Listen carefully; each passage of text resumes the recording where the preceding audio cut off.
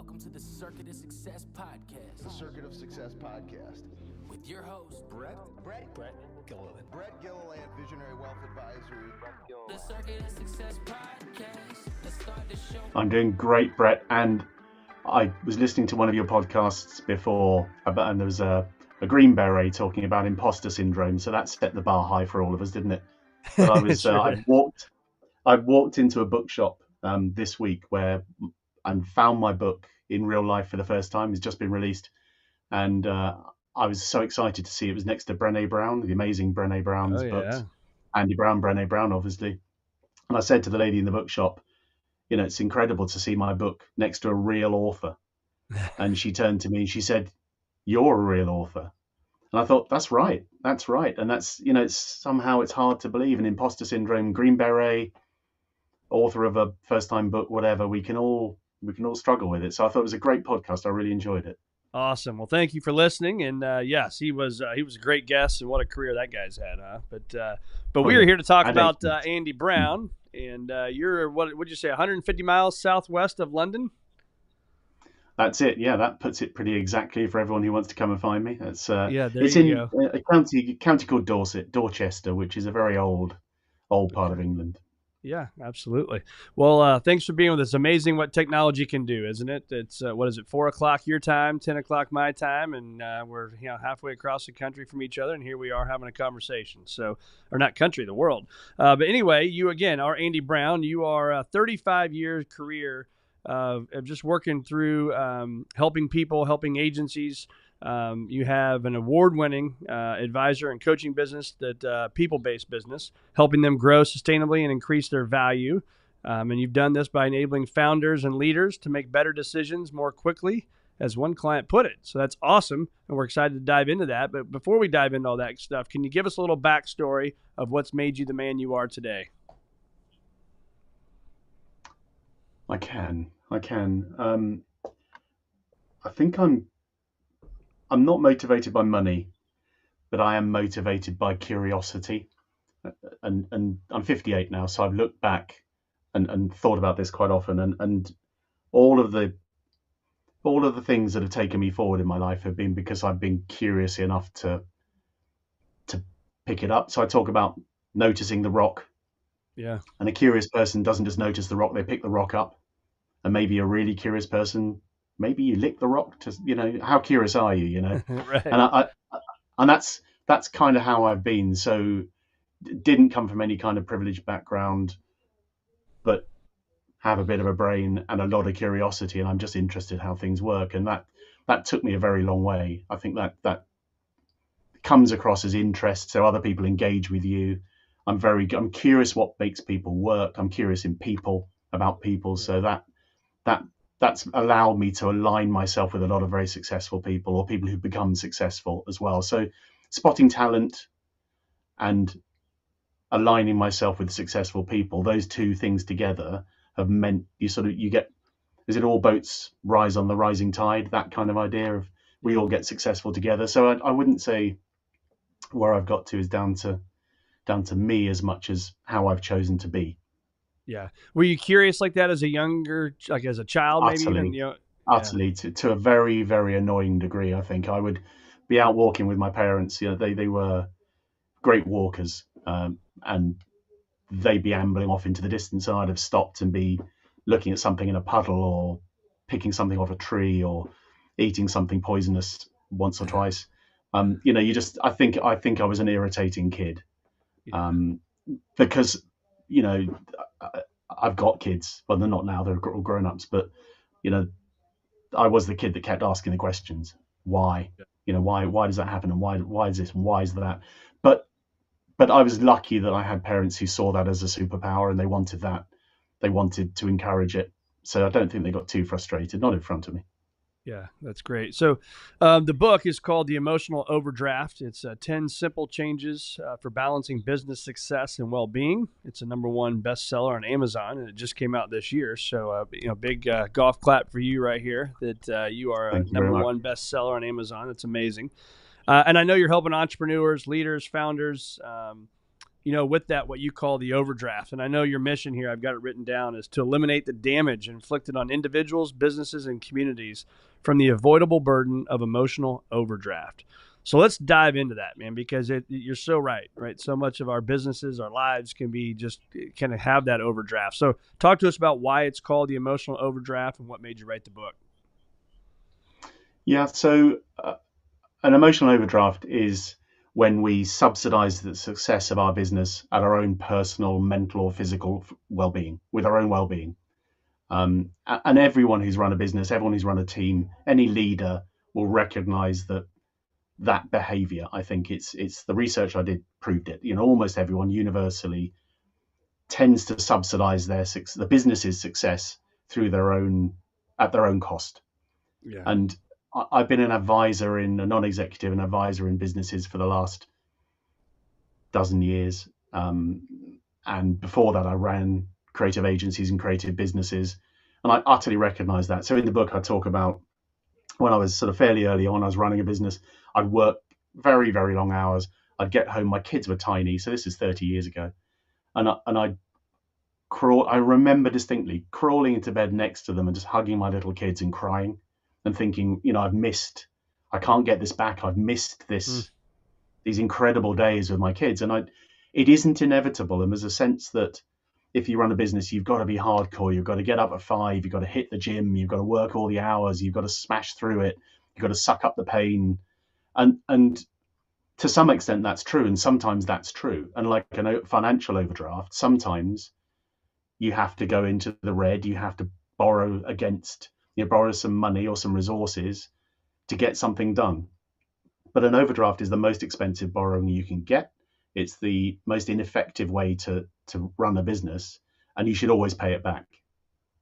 And it's the same with an emotional overdraft. If you sit in your emotional overdraft, if you're constantly damaging your well-being. So I'll give you an example. A classic example is, you're a sports fan. There are people that run businesses who I talk to daily who will say things like, I love playing tennis, but I haven't played for 6 months. Or, the gym is my place. I go to the gym and I plug back in and I love those endorphins, and I haven't been this week because I've been so busy.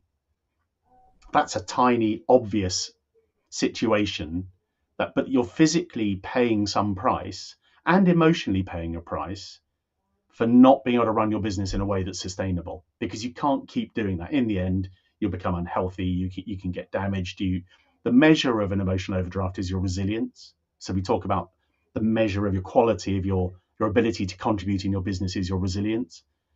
And if you're not resilient, if you're not able to bounce back, if you're not able to keep coming and keep going at it, you will suffer. All the people around you will suffer. Your family, your friends, your community, your colleagues, your staff. So we're more like electric cars than anything else. We need to plug in every 300 miles or 150 miles, or is it 50 miles? Electric cars don't go that far, do they? But we need to plug in and recharge. And of course you do.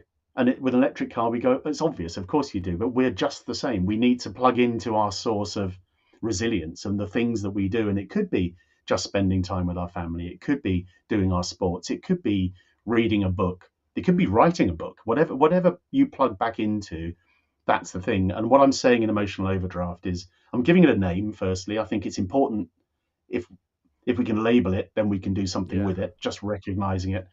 And it's not inevitable. There are people that run businesses that, I won't use work-life balance because I don't believe there is such a thing. I think there is your life.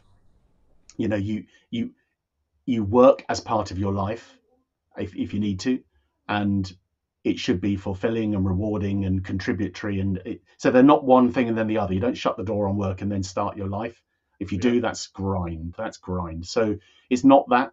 It's more to do with a level of fulfillment in your life where you can really contribute and you can really drive hard. So that's where the idea of emotional overdraft came from. Really, the work I was doing with clients who again and again were telling me things, and I was thinking, this is not a sustainable way of running a business. And the advice I was giving was all about how they could address this, what they could do about it.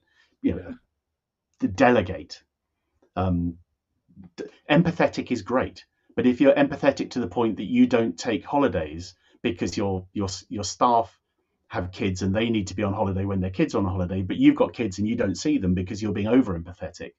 That's not a good thing. Yeah. So all the behaviors are good behaviors that I talk about in the book, but they can also be used for bad. We can also misapply them. And that's what's so good about, I think, an emotional overdraft is as quickly as you build one up, you can get rid of it. That's the brilliant thing about it, is you can instantly change it. Yeah, I love that, and there's so many thoughts there I have that you gave me some great questions we're going to have here in a little bit. But let's walk through that, because it's one thing to say, right, all the stuff and do and well, I'm sorry, it's hard to do. So how do you get people to do that? Meaning, take time off, take time to read, because I think as busy people, as entrepreneurs, as business owners, as hard charging people who listen to this podcast, it's hard to shut it down. And I struggled with it for years, right? Because then I felt like, okay, if I'm doing these things that I need to do that I know are going to help me in my life, and it's going to make me a better leader, a better husband, a better father, a better friend. But I struggle with it when I was in the moment. So how do we get off that treadmill of the busy life, enjoy the moment that we're in versus being stressed about it? It's a great question. There's a lot of ways to answer it. And the bulk of the book is about how do you, what tactics do you actually use to do that? But I'll give you a real life example. I was interviewing a lady that runs a very successful, in fact, my publisher. So she runs a publishing business, done it for 15 years. And she's run for over 2,000 days consecutively. Wow. She runs a business. She's got a family. She's got all those other pressures we've got. And I said, how on earth do you manage to run every day? I'm a runner. I love running, but I can't do it every day. 2,000 days plus, it's nearly 6 years, every day without missing a day. Even when she's abroad, she finds. And she said the shift was when I used to think of myself as someone who tries to run every day. And she said the shift was when I described myself in my own head to me as someone who runs every day. And the difference is, if you try to run every day, you give yourself permission to occasionally not take run. A day off. You can, because you're trying to run every day, but today I didn't. If you identify as someone who runs every day, you will find a way to run every day, because you're someone who runs every day. And this is sort of like atomic habits and those sorts of, it's small behavior change thinking. So that's one example. It's a reframe, it's called. If you can reframe how you think about what you do. But even then, I think that we have to articulate that to ourselves over and over and over, right? You can't just be like, oh, okay, I listened to that podcast with, Indian Brett. Now I'm going to be a runner, using that example, right? Yeah. I mean, it's commitment, and it's something every day. It absolutely is. And if you do, I was thinking, is it Tiny Habits? I forgot who wrote that. That Atomic Habits was based on, but utterly brilliant book. They talk about how you start with something small. So this is, the Brits classically have terrible teeth. That's how you perceive us, I think, over there, amongst other things. But if you want to start flossing, what they talk about is saying you can't instantly, if you've never flossed, you can't become someone who flosses every day. It won't happen. But what you can do is you can get the floss out every day, or you can cut a piece of floss off every day. That's the first habit. And you just spend a week every day, open up the floss, cut a bit of floss, and then you've got the floss. And if you do that every day, that starts to become a habit. And if you've got it in your hand, then next week, floss one tooth. Just floss one tooth, because you're someone who flosses. Yeah. And then you can add it and add it. So habits are about building up layers and layers and layers. But that and the running example are the running example. When I asked her how she did it, she told me, she said, I put my sneakers on. I put my sneakers by the front door and I put my sneakers on. And she said, by the time I got those on, and for her, a run is 2K, so a mile and a half. So it's not a run unless it's a mile and a half, but she didn't have to run 10K or, a marathon. So it's achievable. And by the time she put the sneakers on, she said, well, I might as well go for the run. So the habit started by putting the sneakers by the front door. So that's how you make the change. But the critical thing, I think, here is that she recognized the need to change something. And with emotional overdraft, if you're running a business, if you're leading teams, it's recognizing in the moment that you're doing something that is unhelpful and unconstructive and unsustainable. and recognize it is the first step to then creating new habit. If you don't recognize the habit, if you don't think of it as habitual behavior, then here's a classic. You finish work, you go home, you eat your dinner, you open your laptop, and you carry on working. There's a whole sequence of habits that have happened there. If you don't recognize those things as behaviors, which is habits, then the answer is you'll never change. If you recognize that opening the laptop means it's probably every time you open that laptop, you're damaging the relationship with the person you live with, then if you choose to open the laptop, at least you know that you're doing it consciously and you're going to create some implication and consequence. So you start by going, okay, I won't open my laptop, and then it goes from there. I think that's probably how I do it. The other way to think about it is there's some great writing around what's called the 3 principles. And this is the idea that your thinking creates, this is a complex and slightly meta thought, but it's correct. We live in our own thinking. We create our own environment. We experience the world through our own thinking. It feels like other people are affecting it, but actually we create it literally in our own brains, how we experience the world. So everyone experiences the same thing differently. You go to a concert, go to a sporting event, we all create that event, even though it's identical. We create, so our thinking creates our feelings, and our feelings dictate all of the outcomes, our behaviors and our outcomes. So if we feel angry, we might get cross, we might shout at someone, we might snap at our kids, and that dictates the outcome. So our thinking drives our feelings, which drives our behaviors, which drives the outcomes we experience. Yeah. So if you want to start spotting the behaviors, the habits, look for the feelings, because the feelings are a measure of the quality of your thinking. So if you're frustrated, what's the thinking that's happening that's causing you to feel frustrated? If you're irritated by something, if you're angry about something, it doesn't matter. I mean, Brené Brown defines 87 different emotions, and I could list them all, but I won't. But if you look for your feelings, and they are the measure of the quality of your thinking, and that's the way I spot. That's the way I mean, I used to be quite an angry guy, and I used to, I had some counselling around it, and I've read some books about it. And this allowed me to suddenly realize, when I realized that my feelings were behaving that way, what was that welling up of kind of frustration and irritation and anger that was coming up in me? I could recognize that and go, okay, now where's that coming from? What's driving that thing? What's the thinking I'm creating that's making that happen? Yeah, it's quite a big subject. It's quite a big subject, and I it's a lot to explore. But you asked me the question.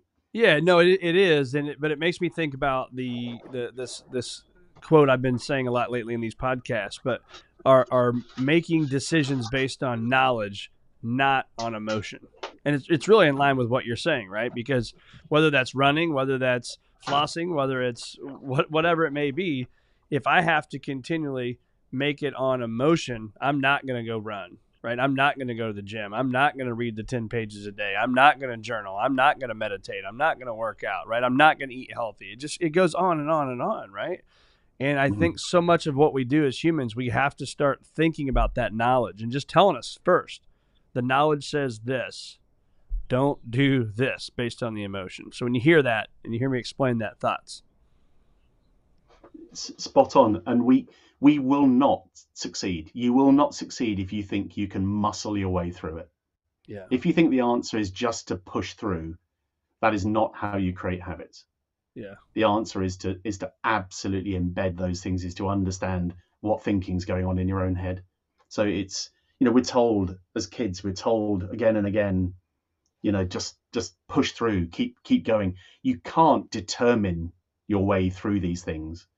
It has to become habitual. And in fact, I know we're not talking about other podcasts that you've had, but I was just thinking about the one with the Green Beret, and he talked about how when he went into fight, he wasn't scared because he'd trained again and again and again and again. It had become habit. And I listened to that and thought, how in goodness sake is he not terrified at that point? I was thinking the same thing. But it's training, and it's habitual. And if he can do that, then we can do this with delegation. We can do this with running our business. We can do this with shutting our laptop and talking to our partner. These are things that we can change but you have to deliberately go after them. Yeah, you definitely do. So I'm Catholic, and so obviously Lent's going on right now, and us, Catholics, think we got to give something up or do something. But one of the things, and I'll be very transparent. I think we all, maybe not all, but some of us do this, is we look at our phone. Right, it's easy to grab wherever my phone's at. It's easy to grab that phone while we're driving. You're getting to a stop sign, or you're in traffic. And so for Lent, I'm giving that up. And in return, when I go to grab my phone, which you do it, right? I'm only a couple weeks in now. I change that into, can't do that.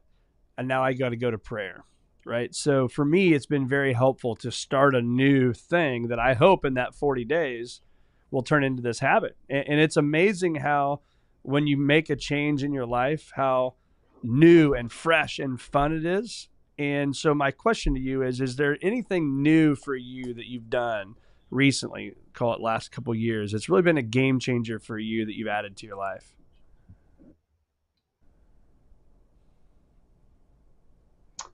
Yes, there's a couple of things immediately came to mind. One is running. I've always played sports, but I've been, if you wanted the heavy guy to run through the wall or to knock people over, that was the sport I tended to play, not the running, long distances. So running for me, I started with really, they say start with baby steps. I almost literally started by walking 5 kilometers to, I can walk. Yeah. I walk a lot. Yeah. But that's become a game changer for me. And because I don't run with music, I don't run with any noise. I live in the countryside. I run in our lanes and it's beautiful. And I think, and that's been powerful for me as a changing force. Definitely that. What else? Something else came to mind as well, but running definitely is right up there as something that's been a game changer. Are there other no miss items? It's writing. Are there other no miss items that you have? Sorry. I remember the other one now as well. So I stopped working on Fridays, and I write. So I didn't just take Friday off and sit on the couch and watch TV. I decided my wife would love it if we just went out together, but I don't do client work, but I do write. So I write a lot of articles. I wrote the book. I wouldn't have written the book if I hadn't taken that time out. Mm-hmm. And so every Friday I'm researching or writing articles, which I produce on LinkedIn and my website and so on. So that's been fabulous. And as a curious person, I've run businesses where you get busy running the business. You're just in the business running it. You're not learning anything new. And for a curious person, that can become quite frustrating. And my own coach said to me, when do you give your curiosity scope? And so I took this day off and I go and research, and things that interest me, I jot down, and then I go and explore the things that are interesting me, and I see what happens with them. Quite often it's technology these days. I'm interested in all the different tech that's going on, but yeah, that's sacrosanct. Fridays, all my clients know, no client, once or twice a client will go, I know you don't work Fridays, but could we just have a conversation? They never do it twice. Yeah. So let's pause there for a moment. So I think it's really, really important what you've said. And, what's the old saying? If you find out what you do what you love for a living, you'll never work a day in your life. And so I think it's incredible that you said, I don't work on Fridays. That's how you led it. Okay. You led it with, I don't work on Fridays. But then what'd you tell us you did? Right. You're not going around and going up to London for the day and doing this and that and the other. You're not working. I'm using air quotes for those listening. But yet you're spending time researching. You're writing, right? That's your play. Like you're playing on Fridays is what you're telling yourself. But in reality, as some would call that work. But that's what I think is so cool. You're doing exactly what you love, but you're not calling it work. But I guarantee you that's making you better, which is making your clients better. Right? Undoubtedly true. Yes, that's undoubtedly true. And I am more current. I am more informed. I'm able to contribute more generally. And at my age, I'm trying to give back more than I'm taking. I think when you're in your 20s, you're okay to absorb and take more out. Yeah. But at some point, you've got to start putting it back. And that's my plan. So that's undoubtedly true. It's a great observation, Brett. Yeah, really good. Yeah, love that. I love that. Well, and it makes me think too. I used to call it guilt-free golf. So in my 20s and my 30s, I would want to go golfing on Fridays. And I would find the Fridays that would lead up that I had a great Monday, Tuesday, Wednesday, Thursday. And I did the things that I needed to do that would move the needle and whatever the needle needed to be moved at, right? Whatever that goal was or that thing was in my life at that time. And so, but when there was a Monday through Thursday that I wasn't doing the things I needed to be doing, Friday, the golf would be absolutely terrible, right? I would play terrible. I was stressed out. I was more mad that I was even out there because I knew I didn't do what I needed to do. So for anybody struggling with taking time, whether that's to write or to golf or to do something else, what I found is that guilt-free golf for me was do what I need to do Monday through Thursday, be super productive, right? Whether that's at home, in business, whatever it may be. Then I can go on Fridays and enjoy the heck out of that time playing golf with my buddies, right? So any guilt-free golf out there for you or anything like that you know you need to do to make sure you're doing the things you can do so you can be in that moment on Fridays? So are you asking me what I do to be productive? Yeah. Yeah, I was Or just when you whilst take you were time to talking. go play, like when you take time to go play, whatever that play is, how do you do it without having that feeling of, oh man, I need to be at the office or I need to be doing this? I think I know that my play is me plugging in the electric car. My play is I go to the gym a couple of times a week. I have a personal trainer. I've rediscovered weights in the last few years, and I really love that. I do that without fail. I love walking. As I say, I live in this incredible countryside, and I walk a lot. I know that's me plugging back in, so I feel no guilt for that. I feel no guilt for that. Those are things that allow me to recharge, to boost my resilience, and to come back stronger. Also, we know that 10% of our thinking goes on in our conscious rather. So 90% of our thinking goes on in our subconscious. If you disengage, if you're doing something other than if you're trying to force your thinking into that front 10%, you're limiting your ability to create.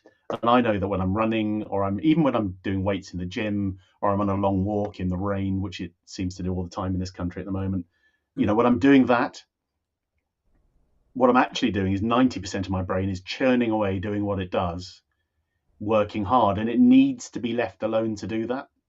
So you can't force it. You can't make these things happen. So I don't think the book would have happened without that. So it's guilt-free because I know that I have to plug back in.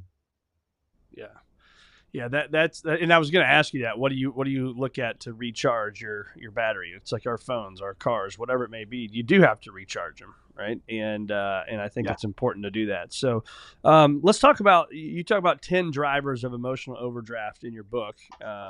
So can you grab maybe a few of those and let's spend some time on what some of those emotional overdrafts are? Yeah. So and we talked about empathy already. I think that's an interesting one. I think JFDI is one of my favorites, which is the editor told me I've got to say it's just flipping do it.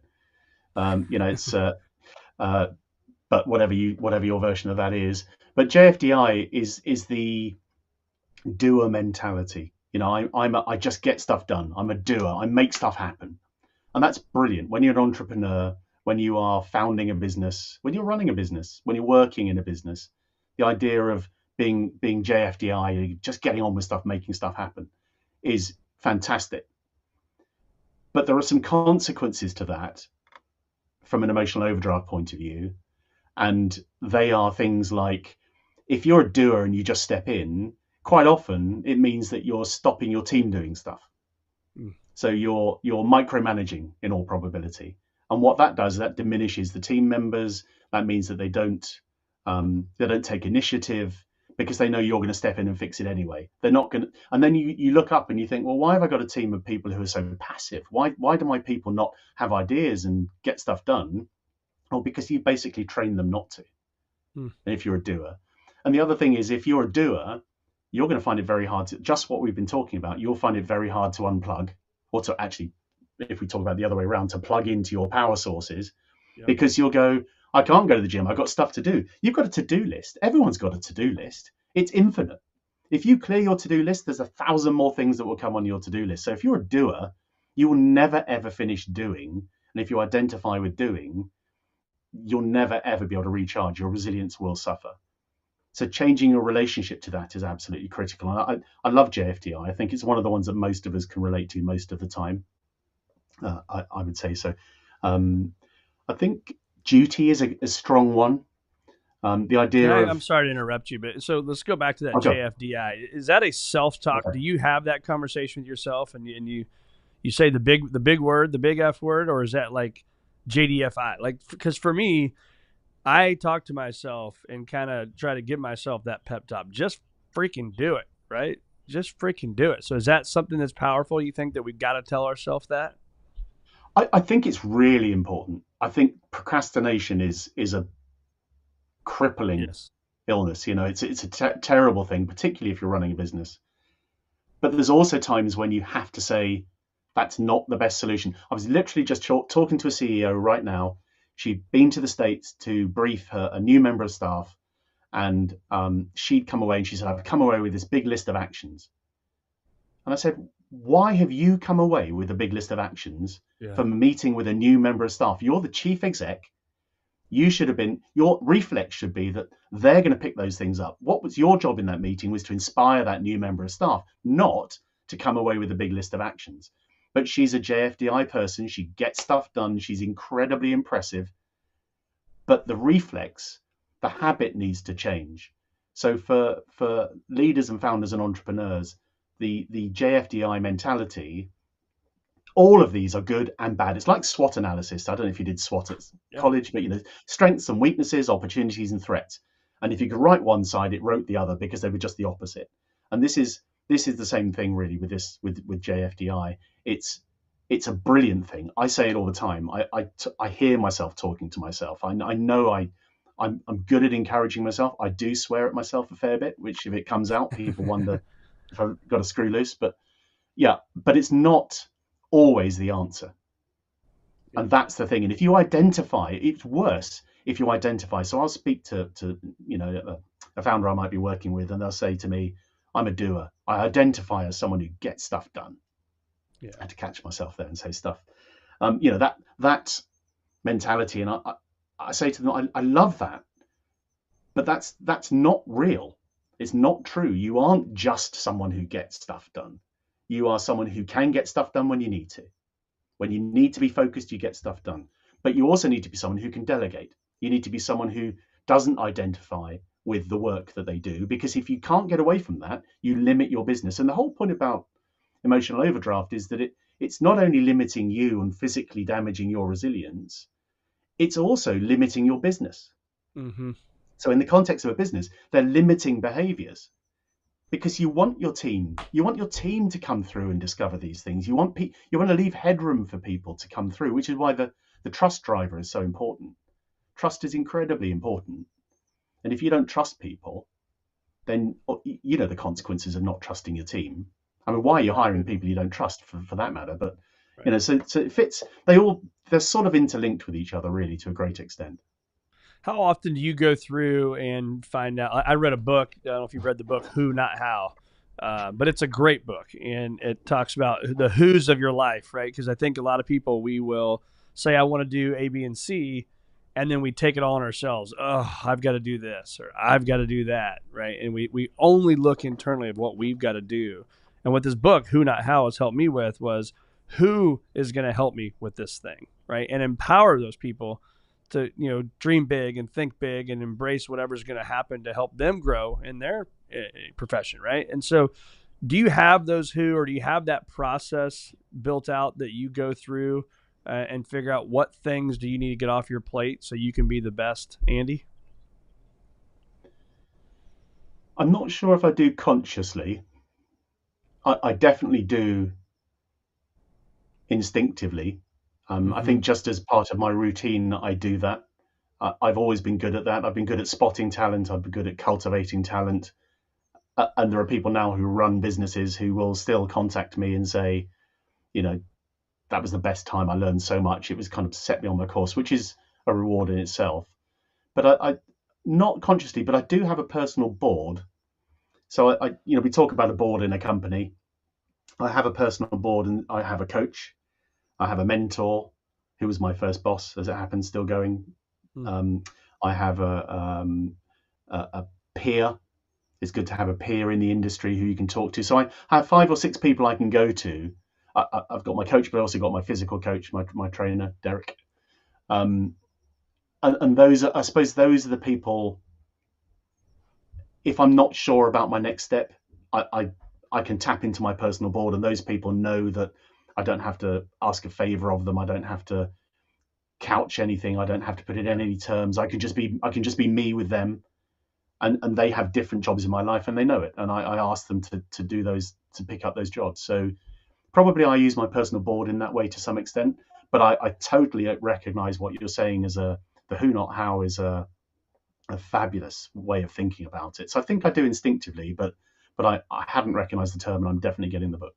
Yes, definitely get the book. It's a great book. So you talked about JFDI. What's another emotional overdraft from the book? Oh, so these are the sort of 10 drivers I identified from the research that I did. Duty is one I like. So this is the idea that duty, D-U-T-Y. Yeah, okay. How do you pronounce that? No, I was just making sure I understood it correctly. Duty. I say it the same way. I just make duty. Sure. Yeah. Duty. It's our duty. Duty. Whatever. And that's the temptation to feel that I lead the company, so it should be difficult. It's meant to be hard. It's meant to be. I'm meant to find this taxing and difficult to do. And a lot of people feel that way. They go, well, that's, I'm the leader of the company. I founded this thing. I'm meant to take the pain. I'm meant to suck this up. I'm the one that's supposed to suffer, and they shouldn't. And that's such a prevalent view amongst people who run businesses. And yet that you stop for even a moment and reflect on that, you realize how unsustainable that is. Yeah. And lots of the clients I work with are, maybe 10 to 50, 60, 70 people. So reasonably small businesses. But they tend to hit, when they start talking to me, it's because they've hit a ceiling.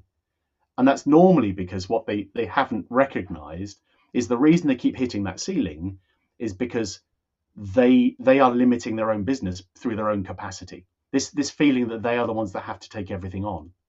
And it's extremely hard to let go of. But if you can go, the way I'm going to scale this business is by employing great people, by giving them opportunities, by being clear with them. I talk about clarity being kindness. Clarity is kindness. It's a lovely expression, because the clearer you are with people, the more opportunity they have to thrive and grow. And money, even money. So a lot of founders, they get to a certain size by protecting the money. Mm-hmm. They almost feel like, I have to protect the money. If you're going to grow your business, you have to regard profit as fuel for growth. Your job is not to hoard as much money as you can. Your job is to use that profitability to drive growth in the business. It's the fuel for growth. And again, that comes from that sense of my duty is to protect the business. You're not protecting your business if all you're doing is sitting on the cash. Yeah. That's actually damaging the business. You should be using that to hire better people, do new things, enter new markets, buy other companies, innovate, create new ideas, put something back into society. You shouldn't just be hoarding the money. And that's that duty. I can't even say it. Sorry, I can't say it in American. But that's that. Great. I'm so sorry. Is it 2 countries divided by a common language? Isn't that the expression? So that's one of the drivers I really like, and it's such a simple one. We talk about behaviors and behaviors being so hard to change, and the challenge with behavior is that it's simple. I'm going to say on the book, it's 10 simple changes. They are simple, but there is nothing easy about changing behavior. Yeah. You talked early on about, changing habit. It is changing your behaviors is so damn hard. It's really hard. And that duty one is really deeply ingrained. I should take the pain before anyone else suffers. No, not really. And on the plane where they say, put your, if the masks drop down, put your mask on first and then put it on your kid. It's kind of, you have to tell people in a plane to do that, because we would go, our duty is to save our children. Yeah. Well, you're not doing them any good if you don't sort yourself out first. And it's a similar sort of thing within a business as well. So that's another That's one great. I really like that's easily missed. That's great feedback on that. So let's go with one more. So you got JFDI, we've got duty, and what else? We had empathy we talked about earlier as well, I think. I would say cost is a great one. So the cost, the sort of things you might be saying is we're short of money. We can't afford it right now. And lots of business people I talk to say, it's all well and good, Andy. I would go and get some exercise. I'd take some time off. I'd go to the gym, but we're so busy because we can't afford to hire somebody, or we can't afford to create new products. So we carry on as we are. And yet, and if you sort of flip that round into profit, there's a good example I talk about in the book where a client of mine said they budgeted to hire someone and they were $4,000 a month. And they hadn't hired them in 3 months. It's difficult to hire talent at the moment. It's a changing world we're living in. There's complexity with post-COVID world we're reinventing so many rules. He'd spent 3 months not hiring anybody. And that meant that they were $4,000 a month. They were £12,000 in this case, better off than they would have been if they'd hired the person. And he said to me, look at our bottom line. I mean, we've got $12,000 more here than we would have had. That's great news. And I said, but why did you decide to hire someone in the first place? What was it that made you decide you should hire someone? And he said, well, we've got new clients. Our existing clients were feeling neglected. We needed an account manager to come in and help support that side of the business. I've stepped in to do it. And so that's okay. So, well, but it isn't, because what's happened is your clients are still feeling neglected. You've stepped in. What were you doing before? What should you, as the chief exec, be doing in this company? You should be looking at the horizon. You should be looking for where we should be going. You should be inspiring your teams. You should be driving change. You should not be doing an account manager's job, a $50,000 a year job. We've saved nothing. We've theoretically got £12,000 more profit, but you stopped doing really business critical things to do that. And yet you're telling me we can't afford to hire the person. We've saved that money. And so the cost thing is a bit of a perception challenge with emotional overdraft. It's there's always the cost. Someone somewhere is always paying the cost in terms of resources, time, emotional overdraft. Mm-hmm. And I talk about emotional overdraft being think of it as an invisible line in the P&L, in the profit and loss. You see your profit figure bottom right. I go to board meetings all month long. I look at a lot of financials. Bottom right hand side, there's your profit figure. But there's an invisible line in there, which is the emotional overdraft, which is the cost that you've paid to subsidize that profit. And if you really, and that's at an emotional, physical level, but look at a business level, should you have been helping other new hires on board better so that they become more productive more quickly? What are the things you've neglected in order to do the thing where you said you were saving a cost? And I did in air quotes for people listening on the podcast. So cost is this, we can't afford it. You're paying it anyway. You're paying it somewhere, and it's not sustainable. So it's subtle, but it's another one of the drivers. And what I'm encouraging you is to recognize these things as they're happening. Those are your listeners. Recognize these things as you're doing it and as they're happening. And in recognizing it, in pausing even slightly, there's a chance that you might do something differently. Yeah. Because everyone listening to this knows how to run a business. Everyone who's running a business already broadly knows how to run a business. But it's about changing some of those behaviors, not just staying on the rails, following the habits, doing the things you always did, identifying as a doer. It's breaking that habit and going, could I do something differently? Could I delegate this time? Should I push harder? So the client that was doing that, I said, we're not working hard enough to hire this person. I think you believe you're saving money by not hiring this person. And you pointed out your profit to me. And I gave him a week's deadline. I said, I want you to hire someone within a week. And he said, well, that means we're going to have to divert resources. We're going to have to pay more commission to the recruiters. I said, yeah, but we're paying a cost to get, and he got that person hired in a week. Yeah. So, well, you can. I think it's also you got to work in your brilliance. Everybody has a brilliance. Everybody's got a unique quality, and so there's plenty of things. Could I do it? Absolutely, I could do that. But I choose to not do that. So I can choose to spend my time. And I keep saying choose the way I'm saying it because it is a choice, right? It is a choice to invest that dollar, right? And that's where we've got to focus as a leader is choosing to invest the dollar. And I remember back to when I was 23, 24 years old. I just had a terrible year as a financial advisor after a great year. And I said, you know what? I'm going to hire an assistant.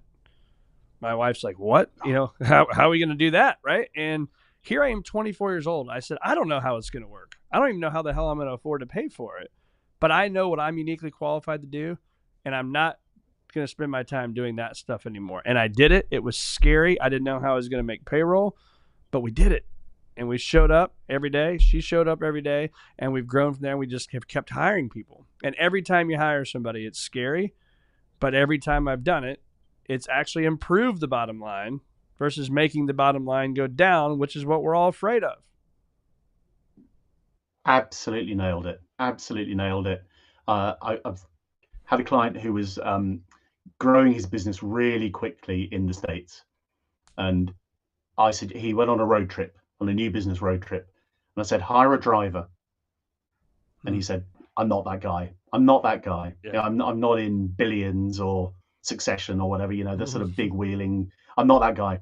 So Right. You are, because you need to turn up at that meeting. You need to be, you don't need to be driving and getting tired. You don't need to be trying to find somewhere to park.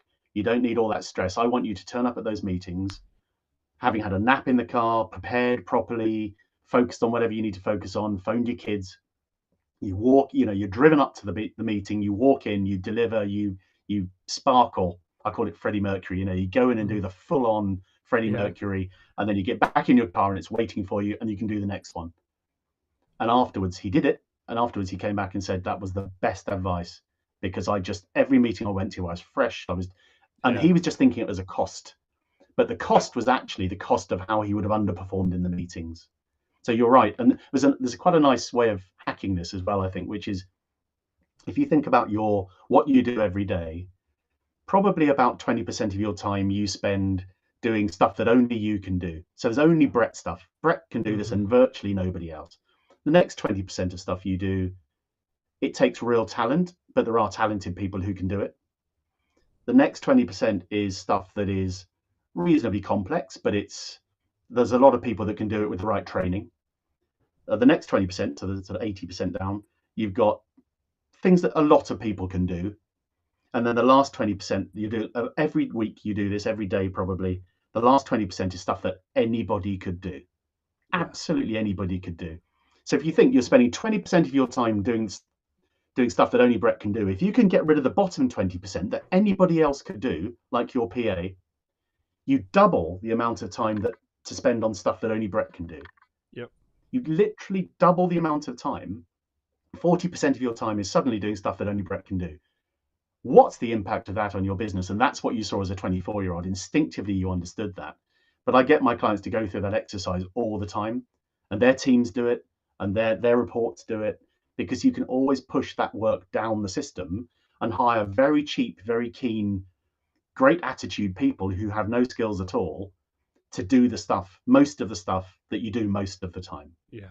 We call it wrapping presents at Christmas. I had a chief exec who used to wrap presents for all of her staff at Christmas because she loved the idea of wrapping these presents. It took her days. I said, it's a lovely thing to do, but none of them are thanking you for wrapping those presents. Yeah. The thought is in the presents, not in wrapping the blinking presents. Pay your daughter or your niece or your babysitter to wrap the presents. Give them $20 and they'll do it happily. Yeah. This is the bottom 20%, and it's untapped potential in most people. Yeah, well, it's funny you're saying thank you. They're not saying thank you for wrapping the gift. So I have, if my shameless plug here, Achieving a Future Greater Than Your Past journal that's on Amazon that I've spent 22 years of my life creating. But one of the pages on page 10, it talks about action priority matrix. And I have every 90 days, I go through this. What are the quick wins, right? What are the major projects that I'm going to be working on? What filler task am I still using my time for? They're just fillers, right? And then my thankless task, to your point, right? My thankless task. Nobody's saying thank you for this. And when I look at the top two, Brett needs to focus on the quick wins and the major projects. That's where I spend my time. And then down here, my filler task and my thankless task, I keep offloading that to other people, right? And that's where I have to spend my time. And again, now we're lifting other people up to their growing, right? And then they will also go through their filler tasks, their thankless tasks. Now let's download that stuff, right? And we just keep raising up. You mentioned earlier, all boats rise with the tide, right? If we keep all rising with the tide and we just keep working in our brilliance, great things are going to happen, which leads me to my final question for you is it helps us. You see this F greater than P. Our mission, my personal mission, our firm mission is to help people achieve a future greater than their past. So when you hear that, achieving a future greater than their past, what comes to mind for you? Curiosity. I promise you, listeners, that was not set up. I think the way to have a future that's greater than your past is to be genuinely engaged and interested in what you're doing. Because if you stop and explore it, if you hold it, if you look at it from all sides, if you reflect on it, and you have a passion for things, you will do it better the next time. You will do something better with it. You will not. There's no such thing as a failure. I love the story about Pixar, who I think their biggest grossing film ever was Toy Story 2. Yeah. And it was immensely commercially successful. They regarded it as one of their biggest failures because they hadn't failed when they were making the film. It just went really, the production was fantastic and easy and straightforward. And their view of the world is that if we're not pushing out to the edges, and that's when we start to fail, then we haven't pushed far enough. And they felt they were too comfortable with Toy Story 2. So even though it was a massive success, no one within Pixar regarded that as a successful film because there wasn't enough failure. And I think curiosity is about going, well, why did that happen? What could I have done differently? How could I have done that? Who else could have helped me? The who, not the how. Yeah. All these things all the time. This is be curious, be interested. Come on podcasts like this. Listen, yeah, we're having a conversation. We're not doing a podcast. We're having an exchange of views, and I'm learning stuff here. Yeah. I'm making notes. I'm going to be buying books. This is, I think, if you are genuinely curious, and I use genuine meaningfully there, not just in the trite sense. If you're genuinely curious, your future will definitely be better than your past. Yeah. Amen to that. Andy Brown, where do our listeners find more of you? Emotionaloverdraft.com is the website. The book is The Emotional Overdraft. You can buy that. People know where to buy books if they want to buy the book. That's where I'd start. But also, if you want to get in touch with people, want to get in touch with me if they have an emotional overdraft or they've got questions about it, I'm really happy. Go on the site and you can contact me. I'm happy to talk about it because I'm learning all the time. People are telling me this is how it appears for me. So if people want to talk to me about it, I'll do my best to get back to them as well and talk. Awesome. And we can find you on LinkedIn and Instagram at Andy Brown Author. So we'll put all this stuff in the show notes, and you hang with me while I hit stop here. But, man, it's been awesome having you on the Circuit of Success. As you, I've also taken a bunch of notes, and I'll be buying The Emotional Overdraft, which is the #1 bestseller on Amazon. And I'll probably buy it and have it in my office by tomorrow morning because that's how fast it'll be. So, but thanks so much, Andy, for being with me, man. It's been great. Great to meet you.